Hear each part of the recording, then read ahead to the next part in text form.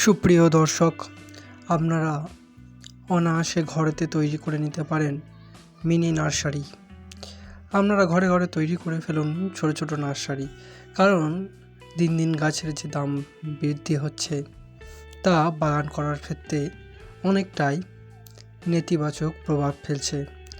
আপনাদের বাড়িতে যদি পুরাতন চন্দ্রমল্লিকার গাছ থাকে, তার ডালগুলি কাটিং করে আপনারা চন্দ্রমল্লিকা গাছের চারা তৈরি করতে পারেন।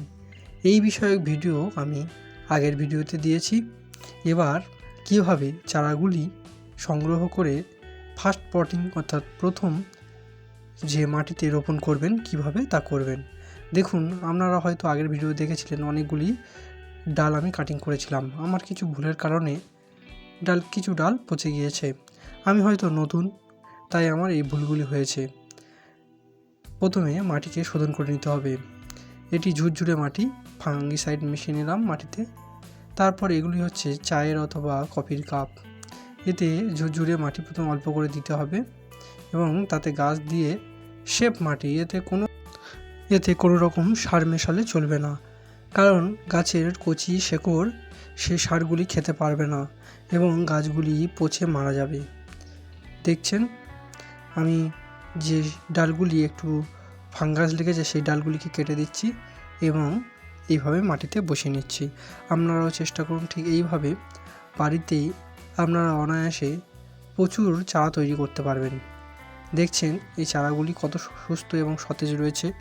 ঠিক এইভাবে আপনারা চেষ্টা করলে অবশ্যই করতে পারবেন। দেখুন, আমি হয়তো অনেক কাটিং বসিয়েছিলাম, কিন্তু সবটা সফল হয়নি। তবে যে কটি হয়েছে তবু অনেকগুলি গাছ আমি তৈরি করতে পেরেছি। এইভাবে বসিয়ে দিলে আর কোনো মরার চান্স নেই। তবে এগুলি যদি শীতকালে করতাম প্রচুর সফল হতাম। এখন বর্ষাকাল, তাই সফলতার হার একটু কম। দেখুন, এইভাবে করার পর আপনারা যে বালিতে করেছিলাম সেই বালির ওপর বসিয়ে দিতে হবে। আস্তে আস্তে সব গাছগুলি বালির ওপর বসিয়ে দিলাম এবং বসিয়ে দেওয়ার পর এতে অল্প অল্প করে জল ছিটিয়ে দিতে হবে। আপনাদের ঝাড়া থাকলে সেই ঝাড়া দিয়েও জল দিতে পারেন। তা দর্শক, আজ এই পর্যন্ত। দেখা হচ্ছে অন্য কোনো এক ভিডিওতে। ভিডিওটি যদি ভালো লাগে লাইক, শেয়ার, কমেন্ট করতে